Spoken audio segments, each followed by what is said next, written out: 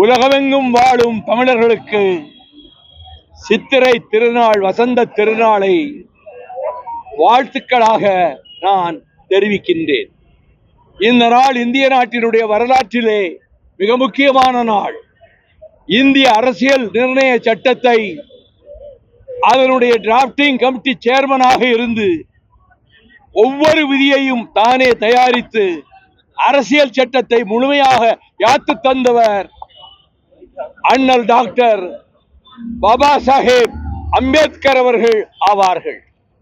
இன்று காலையிலே தொலைக்காட்சியிலே பார்த்தேன், குடியரசுத் தலைவர், துணை குடியரசுத் தலைவர், நாட்டின் தலைமை அமைச்சர் நரேந்திர மோடி மற்றுமுள்ள அமைச்சர்கள் எல்லோரும் வரிசையாக வந்து அம்பேத்கருடைய திருவுருவ படத்துக்கு மாலை அணிவித்தார்கள்.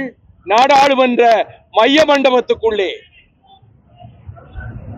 முதலில் பல ஆண்டுகள் சுதந்திரம் கிடைத்து பல ஆண்டுகள் மத்திய மண்டபத்திலே டாக்டர் அம்பேத்கர் படம் கிடையாது.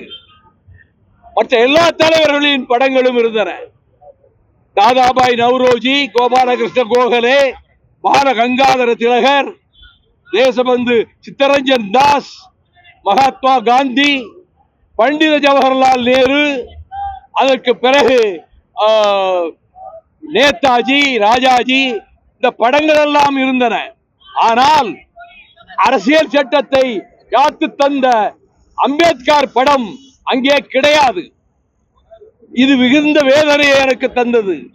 நான் நாடாளுமன்ற மாநிலங்களவையில் நீங்கள் அரசியல் சட்டத்தையே வடித்து தந்த அம்பேத்கர் படத்தை ஏன் இந்த மைய மண்டபத்திலே வைக்கவில்லை?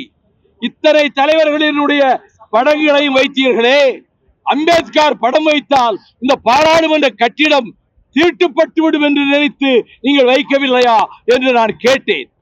உறுப்பினர்கள் அனைவரும் மேஜைகளை தட்டி கைகளை தட்டி ஆரவாரம் செய்தார்கள். ஒவ்வொரு ஆண்டும் இதை நான் சொல்லிக்கொண்டே வந்தேன். ஆனால் அரசு செவி சாய்க்கவில்லை.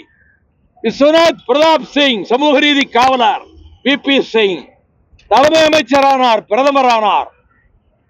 முதல் கூட்டத்திலேயே நான் பேசும்போது சொன்னேன், சமூக நீதி தழைக்க வேண்டுமானால் அரசியல் சட்டத்தை, இந்த இந்தியாவின் அரசியல் சட்டத்தை எழுதி தந்த டாக்டர் அம்பேத்கர் படம், அவர் எந்த மண்டபத்துக்குள்ளே இருந்ததை வாதித்தாரோ அங்கே அவர் படம் இல்லை.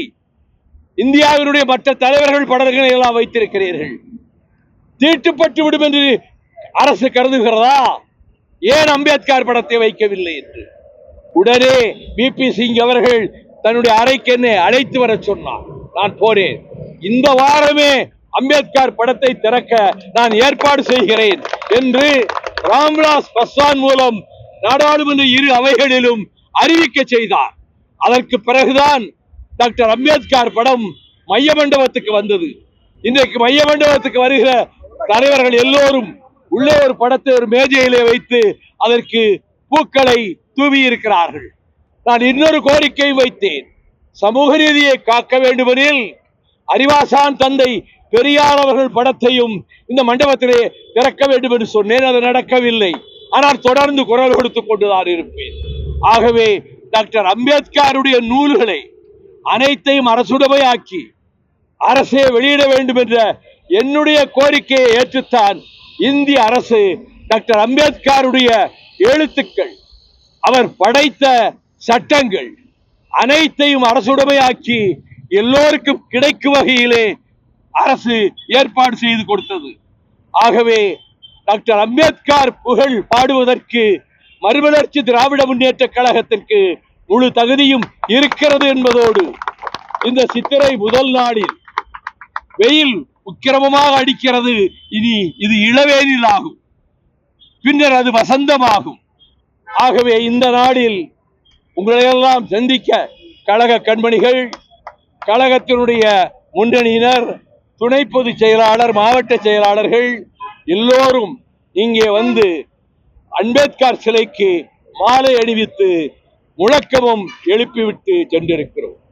ஆகவே அந்த தீண்டாமை என்ற அந்த விஷம் இந்தியாவிலே இருந்து அகற்றப்பட வேண்டும் என்றால் சாதிய முறையை ஒழிக்க வேண்டும். சாதிய முறையை ஒழித்தால்தான் நீங்கள் ஒடுக்கப்பட்ட விளிம்பு நிலை மக்களுக்கு விடியலை உருவாக்கி தர முடியும் என்ற வகையிலே சாதியை ஒழிப்போம், மதவெறியை மாய்ப்போம், சமூக நீதியை காப்போம். டாக்டர் அம்பேத்கர் புகழ், டாக்டர் அம்பேத்கர் புகழ், டாக்டர் அம்பேத்கர் புகழ்.